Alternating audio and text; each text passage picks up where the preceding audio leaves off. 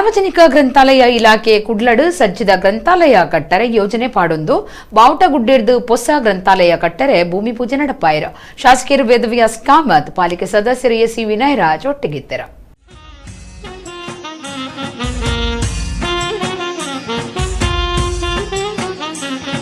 ಕುಡ್ಲ ನಗರ ಬಾವುಟಗುಡ್ಡೆದ ಸಾರ್ವಜನಿಕ ಗ್ರಂಥಾಲಯಗೂ ನಿಚ್ಚ 400 ಹೆಚ್ಚು ಜನ ಬೂಕು ಓದರೆಗಂದು ಕಾದಂಬರಿ ಬೂಕುಲೆಗೆ ಓದರೆ ಕೊನೆರೆಗಂದು ಪೋವೊಂದುಲ್ಲೆರ ಅಂಚಾದ ಇತ್ತದ ಲೈಬ್ರರಿ ಯಾವಂದಂದು ಸಜ್ಜಿಡು ಕೂಡ ಕಟ್ಟರೆ 80 ಲಕ್ಷ ರೂಪಾಯಿ ಖರ್ಚಿದ ಯೋಜನೆಯನ್ನು ಸಾರ್ವಜನಿಕ ಗ್ರಂಥಾಲಯ ಇಲಾಖೆ ಪಾಡೊಂದುಂಡು.